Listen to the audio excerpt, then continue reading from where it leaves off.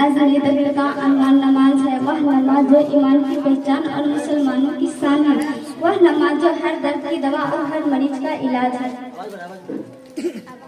ऐ खातून जन्नत की पैरवी करने का दावा करने वालियों, आओ आओ और जरा देखो कि शहजादी रसूल मादरे हसीन करीम बानवे शेरे खुदा सैयदा फातिमा रज़ी अल्लाह अन्हा की इबादत का क्या आलम था और वह किस कदर सजदा के मुतवल्ला थे।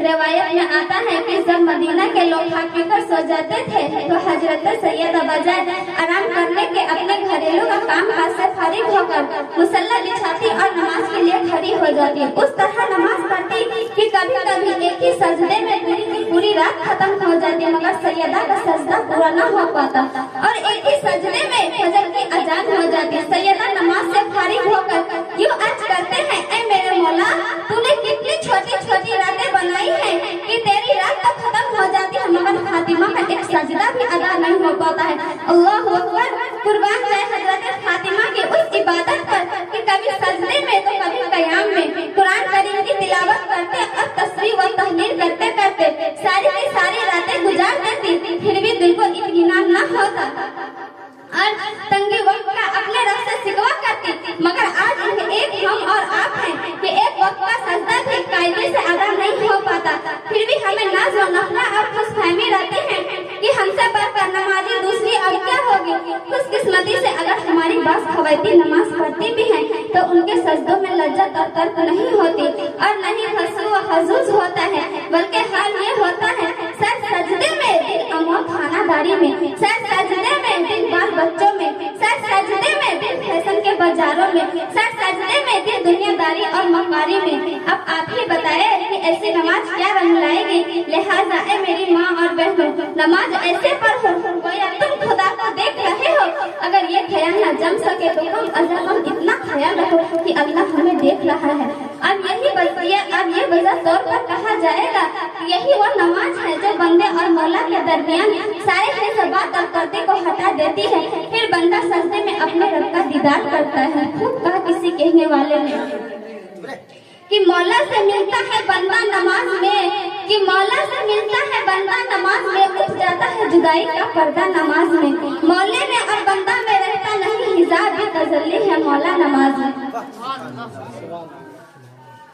हजरत ईसा अलैहिस्सलाम के जमाने में एक नेक सालिहा परहेजगार औरत थी जो नमाज रोजाना की आबिदा थी, जो ही मजूद से अजान सुनती सारे काम व काज को छोड़कर नमाज की तैयारी में मसरूफ हो जाती।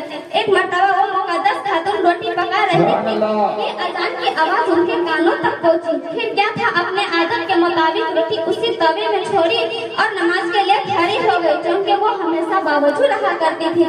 जो ही अजान सुनी नमाज के लिए खड़ी हो गई।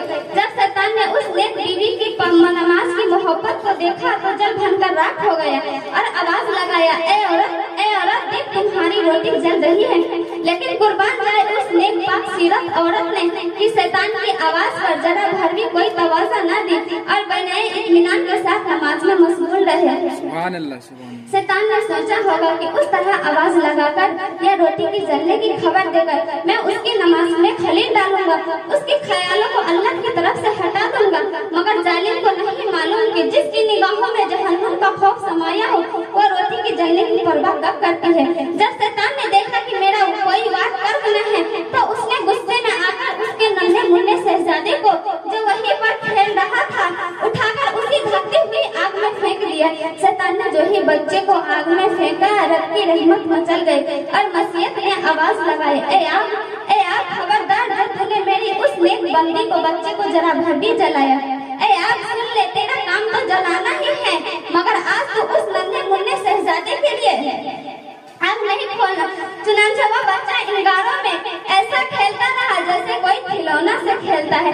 जब उस बात की इत्तला धीरे धीरे हजरत ईसा अलैहिस्सलाम तक पहुंची तो उसने उस पाकीज़ा औरत को बुलाया और पूछा, ए औरत, आखिर तुम्हारा वो कौन सा प्यारा महबूब अमल है जिसकी बरकत से तुम्हारा बच्चा आपके इंगारों में खेलता रहा और जिसके पर एक खुरास तक नहीं आए। तो उस औरत ने कहा, हुजूर, मेरे अंदर तो बजाहिर ऐसी कोई बात नहीं है, हाँ मगर इतना जरूर है कि मैं हमेशा बावजूद रहती हूँ और जो ही अजान सुनती हूँ नमाज के लिए फौरन खड़ी हो जाती हूँ। तो अल्लाह के प्यारे नबी हजरत ईसा अलैहिस्सलाम फरमाते हैं कि बेशक ये नमाज़ की मरना और उसका पाबंदी है, उससे लिए तुम्हारा बच्चा आपके इन गारों में खेलता रहा। सच कहा अल्लामा इकबाल ने।